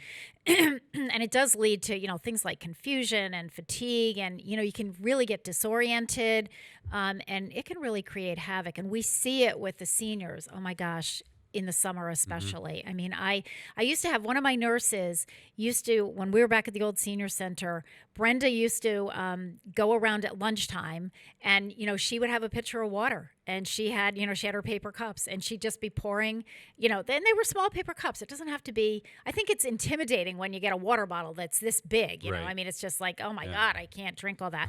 But if you do it in smaller, you'd be surprised. Yeah, so it's really important. Yeah, the brain is one of the organs that dehydration affects the most. So people think like liver, kidneys, and stuff, but it's really, the brain has a bad problem with being dehydrated. So that's where the confusion comes, or it could be dizziness or whatever it is. So 75% of this country is chronically dehydrated. I absolutely believe that, because I think the other problem is that people equate liquid with being hydrated, and not all liquids are the same. Because there are some things that you drink that are actually diuretics, and they're just pulling more liquid from you. Especially some of your caffeinated drinks and things like that. So any physician will tell you water is your best bet. But again, there are plenty of fruits and vegetables that are also filled with water. So if you eat a lot of salads, well, you're getting a lot of water, because you probably are having a salad with lettuce and cucumbers and zucchini and broccoli and all of those things that are pretty high in water content. Yeah, and it's not it's not hopeless either, because it's such an easy thing to remedy, and it's relatively quick. So they've done studies about that, and taking, say, a middle-aged man who is relatively active that observed to be dehydrated, and drinking basically 2 bottles of water. Within 45 minutes, they're back to proper hydration. So it's within an hour if you give yourself the water that you need, and you don't really want to overdo it either, because you want to have the right amount of water in your system to kind of cleanse out the excessive minerals and stuff like that. So, just continuing to drink water isn't necessarily. It's like you got to find that perfect balance, and everybody's different. And don't subscribe to the you need 8 glasses of water a day thing, because it depends on your activity level, your age, just yourself, your height, your weight, everything. Absolutely. So that's and I think that actually some of the articles that I read said the same thing. It's like people automatically, when you say, well, you have to drink 8-ounce glasses a day, people are like, I can't do that. So then they don't drink anything. I mean, it's like, don't go there. And again, it depends on what are you eating. Are you eating things that are high in water content? Then you don't have to worry about drinking as many glasses of water a day. And the other thing, the other thing I'll say that people need to be aware of, and I know probably seniors are a lot more cognizant of the excessive salt intake in your diet. One more reason to not do that. So you think, your knee-jerk reaction is, well, I'm going to have high blood pressure. But it also, if you have an excessive amount of salt in your diet, you're not going to hydrate. It's just not going to happen. And so keep an eye on that too. And surprisingly, some of the things that are touted as being good for hydration, like energy drinks, sports drinks, and things like that, they have a lot of sodium in it. So they're high. They're high in sodium content, which is your salt. Good advice, Joe. All right. We're off to a good start. We are off to a good start. We're all ready to take our first break. It is 7:29. You're listening to WSKB 89.5 FM radio for the Westfield Masses and WCPC cable channel 15. If you're just joining us, my guest this morning is Joe Rouse, Director of Public Health with the City of Westfield. Let me see what are we playing here? We're playing Melissa Etheridge singing "Bring Me Some Water." We'll be back.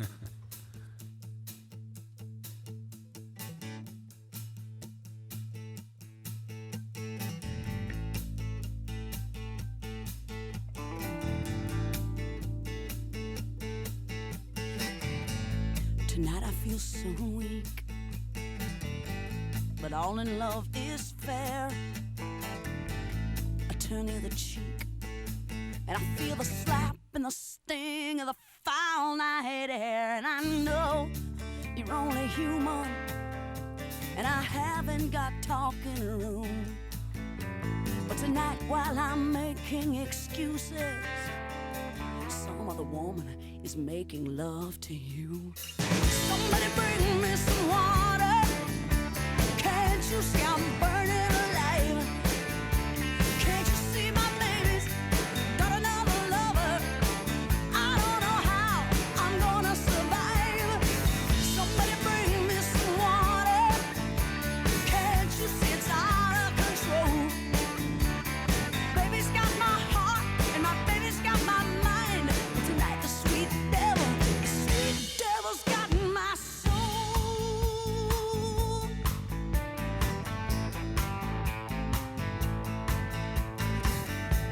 And will this aching pass?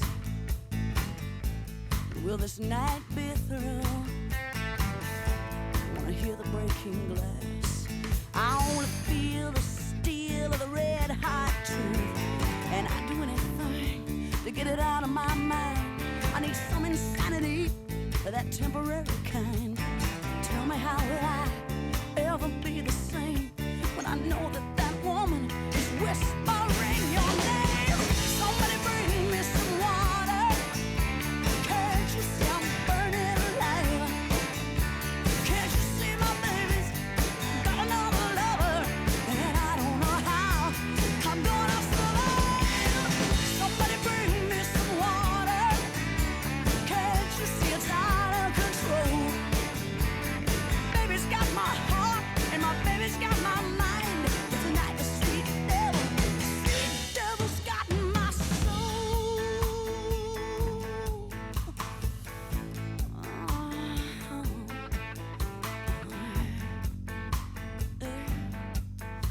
Got my soul.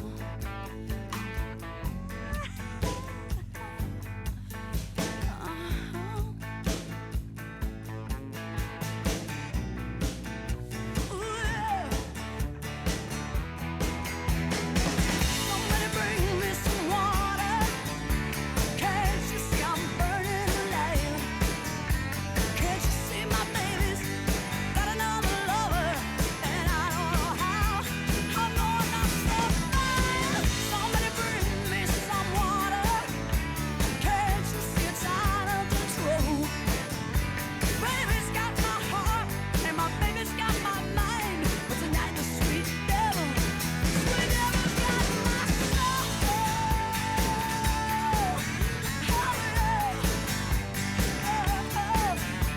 Baby's got my heart, my baby's got my mind. But tonight the sweet devil's got my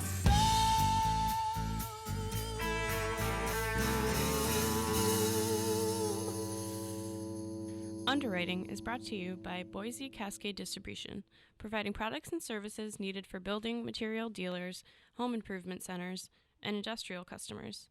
They offer everything from engineered wood and plywood to Drex decking and railing, James Hardy siding, and Advantech subfloor. Located at 33 Fowler Street Extension in Westfield and on the web at bc.com, they are committed to providing quality products, great service, convenience, and value.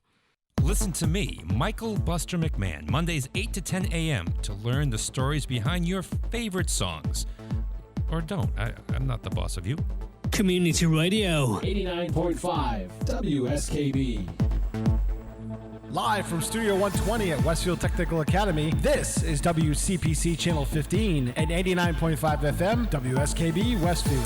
Good morning, Westfield. It is 7:34. You're listening to WSKB 89.5 FM, radio for the Westfield masses, and WCPC Cable Channel 15.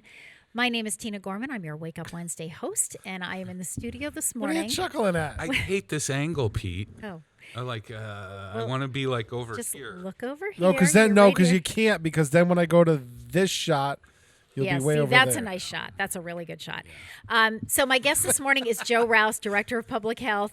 Poor Joe. He's a little I have a plan, you know. Yeah, but you're fine. You. You're really I good. trust you. You're really good. And when Joe zooms in on you, or when Pete zooms in on see? you, Boom. there you are. Okay, I can't it's see it. perfect. I know you can't see it, but I'm telling you, I can see the TV, and that's a great angle. Nobody likes to look at themselves, really. Anyway, do they? Exactly. Except That's why maybe Fonzie or yeah, something. and some of my guests kind of forget they're on TV, and so that's good because otherwise they get really nervous. Sure. All right, so Joe, we have spent 15 months of talking about COVID. All right.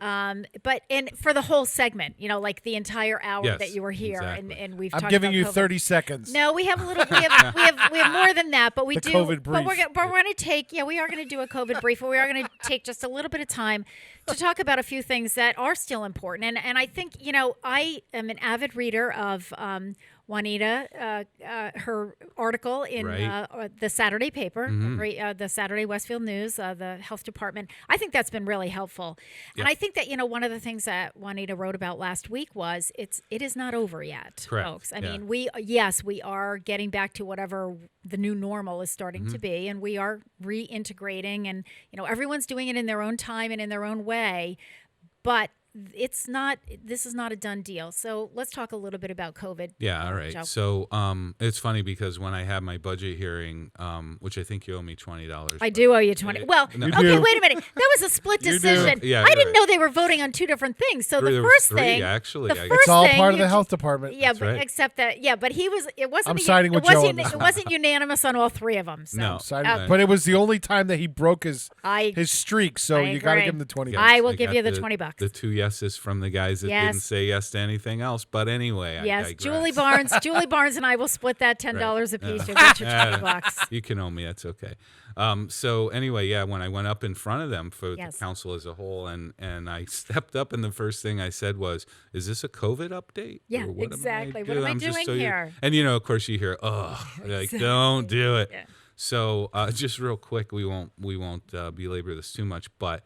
Yeah, it's still out there, right? And I'm not overly concerned about it right now in Westfield. And this is, there's two different ways you have to look at, or I have to look at it. You guys can look at it however you want. But, there's Westfield and then there's the world. Yes. And not really, there's the state and then there's the world after that.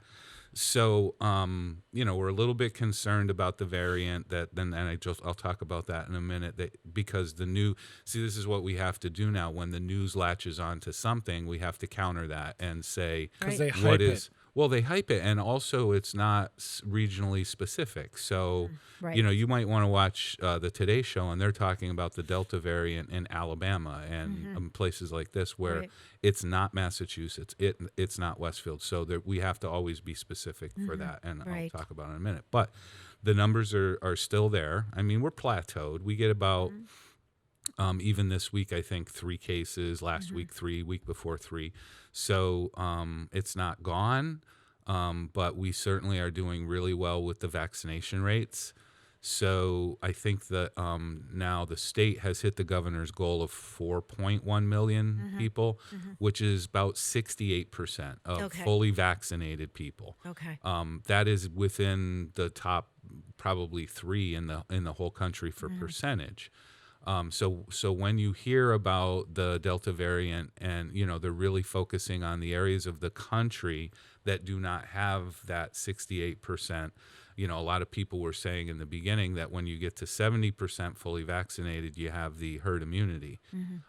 So that's why he kind of arbitrarily said 4.1 million people. Well, we're there. But there's still room for improvement, right? Yeah. And the state is making a concerted effort to get more people vaccinated. And I think that, if anything, right now, our purpose with COVID is to just continue to advocate for vaccination. Because that's the thing that's going to keep you from being worried about the Delta variant, right? Exactly. So, hey, Joe, can I make a general statement that people might not be shocked about? But once a virus is out there, it will never be gone. Right. Because it's just out there. Right. It could be dormant, but it's never gone. I mean, look at the flu. Yeah. Perfect Right, that's example, what I'm saying. right? That's been kicking around forever. Or rhinoviruses or whatever other viruses there are. They'll never be gone. They just resurface every once in a while. Yeah, in 2009, we had the swine flu H1N1. That's still around. You know, there's people now that's the version of the seasonal flu that they get. So whatever they want to call it that year, but it's still H1N1. So anyway, the state actually they have a mobile vaccination bus tour that they're starting. I think it's going to be this week. They've asked us if they could bring the bus to Westfield, because they're starting, basically going west to east. They're starting in Pittsfield, and they're going across the state in I don't know how many days, but we are going to be a stop on that tour. That's wonderful. Trying to set that up for the location to be in the Westfield Shops area off East Main Street, just so it's more visible. And it may actually turn out to be this Saturday, but I can't definitively say yet. We're still working on the details. But anyway, it'll be promoted. There'll be, probably, I would love it in front of the Big Y on East Main Street across from 99. Yes. And I think there's ample parking, and it can be a walk-in thing. If they do set it up that way, there will be information that you can make an appointment if you want to, but they'll still take walk-up or walk-in people. So there's that. And again, as far as the Delta variant is concerned, we're not looking at that right now, even though, remember, this is still a global issue. This isn't just the United States of America. And you'll also hear about how cases are spiking in places like Russia and things like that. Okay, these are all things that we have to be aware of. I don't think it's something that we have to be overly concerned about right now. But like what Juanita says, when we conspire to the topic of a du jour about what's going to be in the article on Saturday, there always is this underlying tone of just be careful still and get vaccinated. So that's our... Yeah, I mean, I think that, I think the concern especially, and, what we're seeing on the news and so forth is, I mean, you have states that are at like a 30% vaccination rate. I mean, we're at 70. You got states that are at 30. They need to be really concerned about the Delta variant. I mean, it's hitting already. What the heck? Yes, absolutely. And we know that, within the next couple weeks, mid-July, we're really going to see it in some of those places. So, I think, be careful. We have said to folks, and I mentioned this earlier, Joe, we are, as we're beginning to scale up operations at the senior center, we've started some indoor programming. We are not asking for verification on vaccination status. We could have. We chose not to. We are suggesting that if people are not fully vaccinated, they don't come in the building. I mean, really for their own safety and protection. And certainly if they choose to come in the building, wear a mask. I mean, if you are not, and again, we're not mandating masks. However, we're saying to people, do what you're comfortable with. I mean, I am still wearing my mask when I go do my grocery shopping, when I'm around places with a lot of people. And I wear it when I answer the front door of the senior center, because I don't know who's on the other side of the door and what their status is or whatever. And I still wear it when we do curbside lunches. Now, Mary Lou and Karen are behind me, checking off names and putting the lunch in the bin and so forth. They don't. We're outside and so forth. I'm closer to the cars. So, again, it's kind of a matter of comfort. And I'm just sort of like, okay, you know what? Why not be a little extra cautious here? Everything's probably fine, but when I'm just walking around, when I'm in my office, when I'm, in the senior center with the staff is all fully vaccinated. We're mask off. So I think you're right. I think Juanita's right. Just be cautious, be careful, I think that it's nice to see that people do still have the propensity to wear a mask, so it's not like as soon as the order was rescinded, everybody burned them, and they have done that in other parts of the country even. But I think we've gotten accustomed to that, so it's not a strange thing to see. You know, Right. you're not going to be ostracized. Right, because and you're that you're wearing a right, mask. Joe. When all this started, before they even talked about mask mandates, it was weird. It's like, oh my gosh, you have a mask. What are you wearing a mask for? I just remember how odd it was. But somebody was telling, maybe Gary was the one who was telling me, my husband, that in some of the Asian countries, they wear masks all the time when they go out because of the pollution. Correct. I mean, it's just like that's just part of their attire. Absolutely. And I kind of feel like now, I feel like, yeah, now I get it. It's not. And I was at Stop and Shop in West Springfield over the weekend. They still have a sign on the door that we are encouraging all of our patrons to wear a mask. They're not ordering it. They're not making it. And I got to tell you, most of the grocery stores, and I just go to a few, the majority of people are still wearing masks. Yeah, I would I say the noticed vast that. majority of people are still wearing masks. Right. You know. And it's your choice. I Yep. mean, even my daughter, she doesn't, and she hasn't been vaccinated. She's 13. So, but she feels more comfortable. I mean, we went to Barnes & Noble. She wants to wear a mask. You don't have to. Yep. But she really wants to do that. So I think that's a sentiment. And also, I feel very awkward sometimes, and I do this every morning when I get to City Hall, and I'll go to get out of the car. And you know how you do that Yes. thing where you're Yep. like, okay, my keys, I got Yes. everything, I got my water, and then you get out of the car, and now if I don't have a mask, I'm like, I know I'm forgetting something. It Yeah. just feels like Yeah. I should have that because we went so long with making sure you don't get out of your car unless you have a mask because you can't go in the building. And now when I do that, even when I go to stores, it's the same thing. If I choose not to wear a mask because, I'm running into a convenience store or something like this, I still feel like I'm forgetting something every time. So yeah, it's an but, interesting take. All right, well, it's 7:45. Let's take a short break. When we come back, we're going to talk ticks. Ticks. All right, it is Yes. 7:45. You're listening to WSKB 89.5 FM radio for the Westfield Masses and WCPC cable channel 15. This is Buddy Holly and the Crickets singing "That'll Be the Day." It's in honor of the birthday of Nikki Sullivan. We'll be back in just a couple minutes. That'll be the day when you say goodbye. That'll be the day when you make me cry. You say you're gonna leave. You know it's alright, 'cause that'll be the day when I die. Well, you give me all your love, and then you tell her to love. All your hugs and kisses and your money too. Well, you know you love me, baby. Still you tell me maybe that someday I'll be you. Oh, that'll be the day when you say goodbye. Yes, you know that will be the day when you make me cry. You say you're gonna leave. You know it's alright, 'cause that'll be the day when I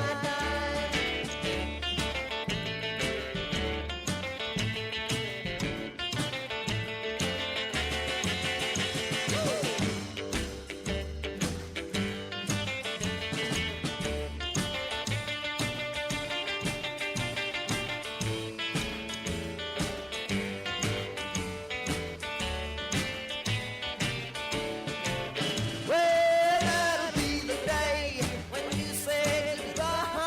That'll be the day when you make me cry. You say you're gonna leave.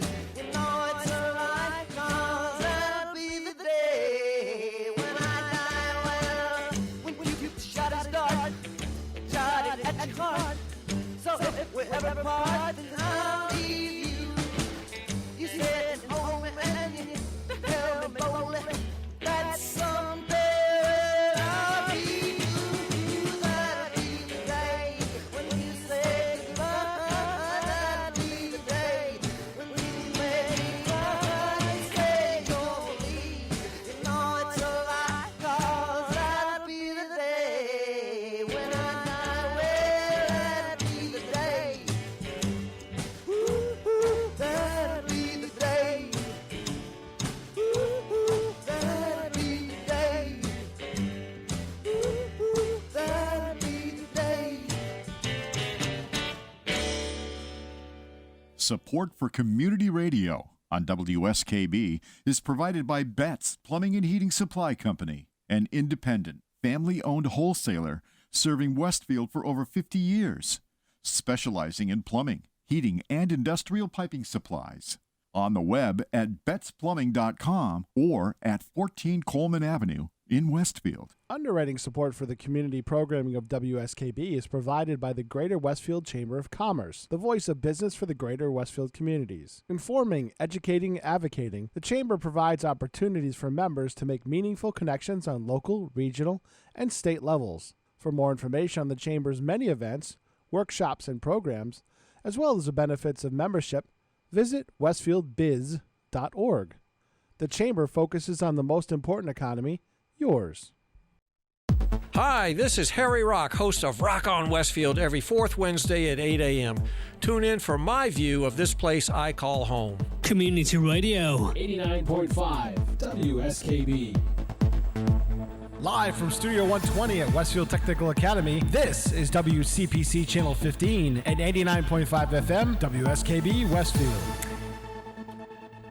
Good morning, Westfield. It is 7:49. You're listening to WSKB 89.5 FM radio for the Westfield masses. You know, I don't have camera operators, so when I take this shot, look, see? Now... Yeah. He's playing. I know. He's playing. He's just I just playing. wanted to see if you were told paying Harry, he moved on me. I just wanted to see if you were paying He attention. wanted to make sure you were paying attention, Pete. I Just saw wanted you. a little attention. All right, and WCPC Cable Channel 15. My name is Tina Gorman. I'm your Wake Up Wednesday host, and I am joined this morning because it is the fourth Wednesday of the month. Joe Rouse is here, Director of the Department of Public Health. Don't make me fight. Don't make me buy robotic cameras. And there's Pete Coles, who's wagging his finger at Joe Rouse. So we are going to talk, because it is the summer, so we are going to talk about ticks. Right. Let's do TikTok. Yeah, so... TikTok. Do you love it? I love it. TikTok. That could be a whole show. I know. But yeah, so bad year for ticks. I mean, good year for ticks, bad year for people. Yeah. So there's a lot So of guess ticks what? out You'll there. never believe what happened. So yesterday, my husband Gary, volunteers at the Senior Center on Tuesdays and Thursdays at the Curbside Meal Program. Comes in yesterday morning, says to me, "Look at this." Pulls down his ped. He had I said, "What is it?" He goes, "Tick bite." I said, "What?" He was hiking on Sunday with a friend, and he found it yesterday. Gary had Lyme disease last year, and he had a follow-up appointment with his doctor yesterday morning. Oh, and he found it. No, Gary found it before he went to the doctor, Ooh. which was like, I couldn't believe the timing on this. So it was like the Lyme disease doctor that he went to see yesterday morning. And so Grace pulled it off. They were able to pull it off pretty easily. Right. Because Gary goes, "Grace, does this look like a scab?" And she goes, "No, Dad, it's got legs. It's a tick." Yeah.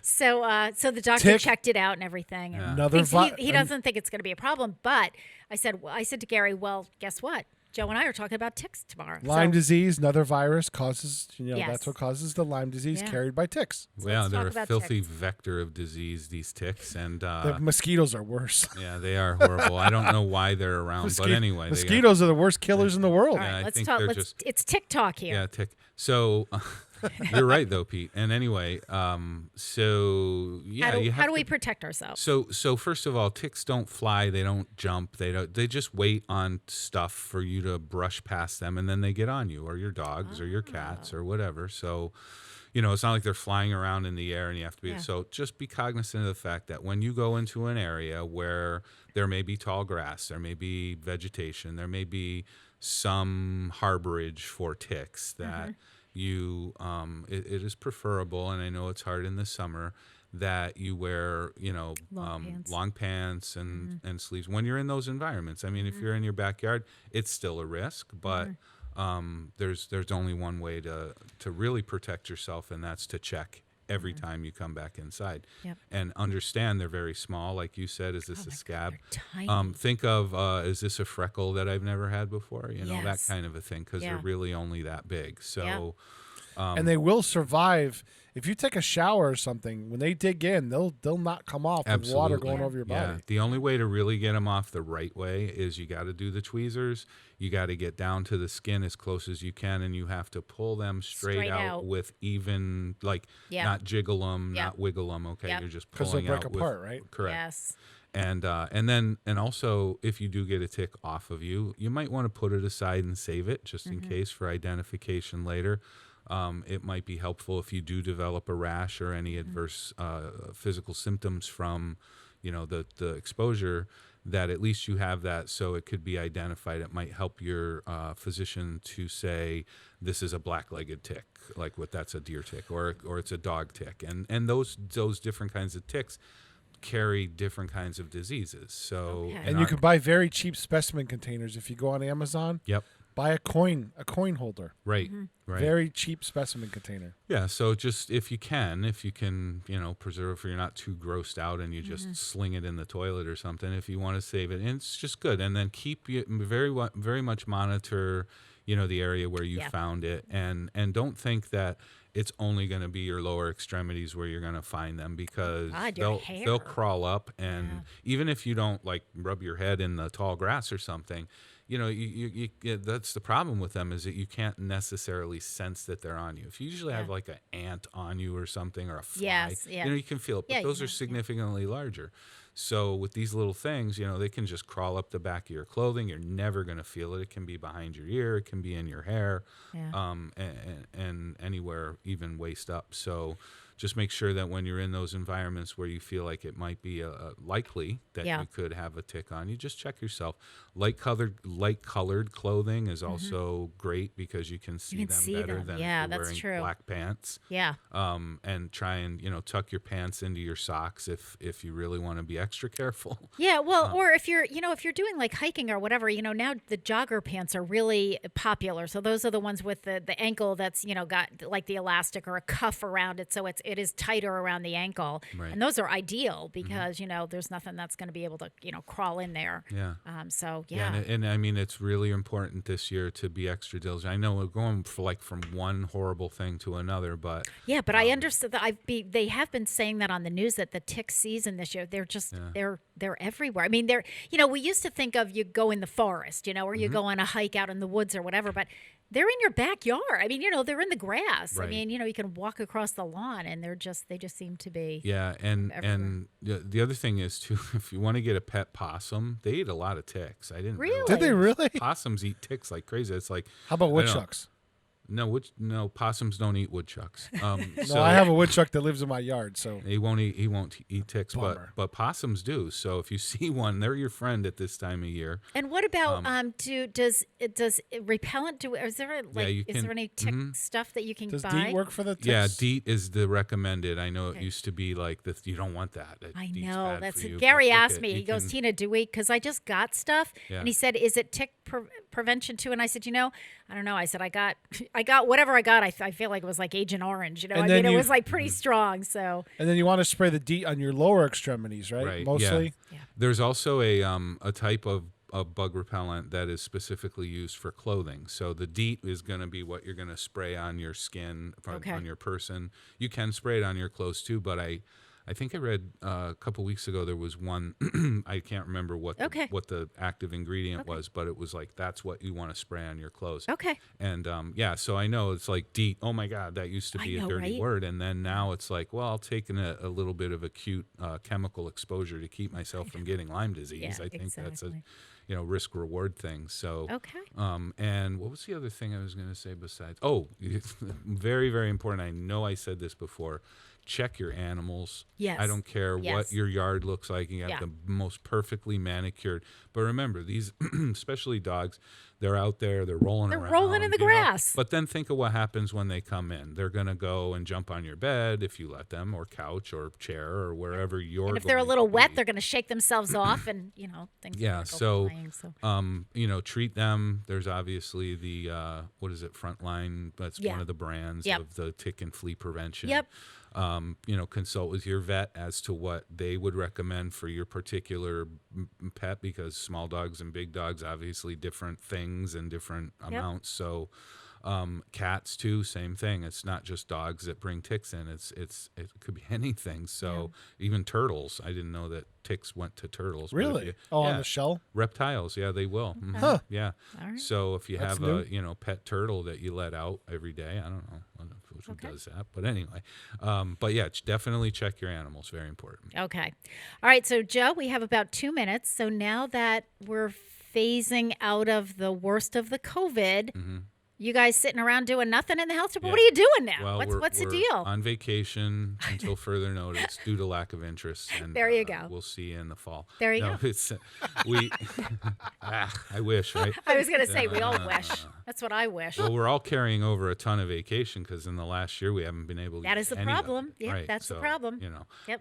But one of the things there's a couple things we started working on. I had to go back and actually look at emails and stuff, records that I was doing. What were we doing in February of 2020?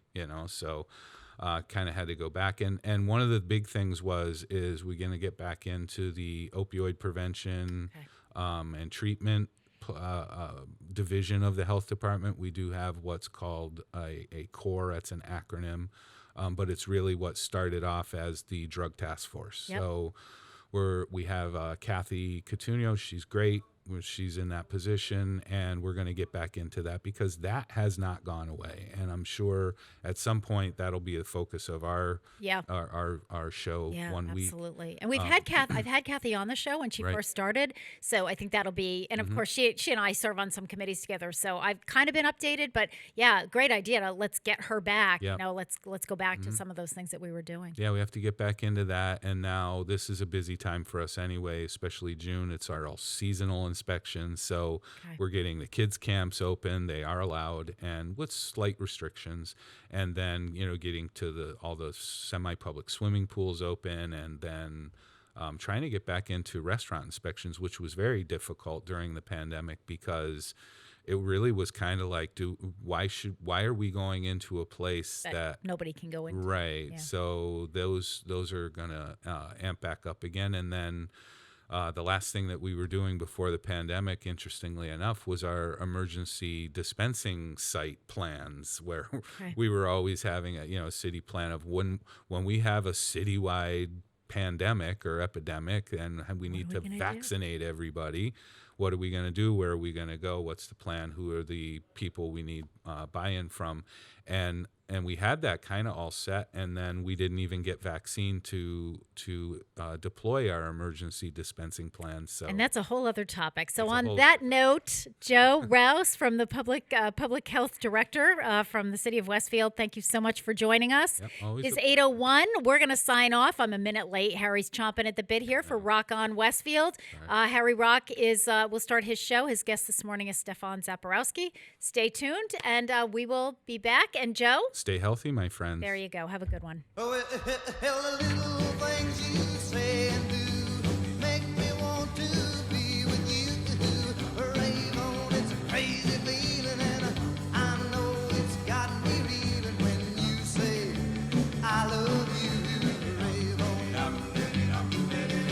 The way you dance and hold me tight, the way you kiss and say goodnight. Rave on, it's a crazy feeling. I love you, rave on. Oh, well, rave on. It's a crazy feeling, and I know it's got me reeling. I'm so glad that you're revealing your love for me. Rave on and tell me not to be lonely. Tell me you love me only. Rave on.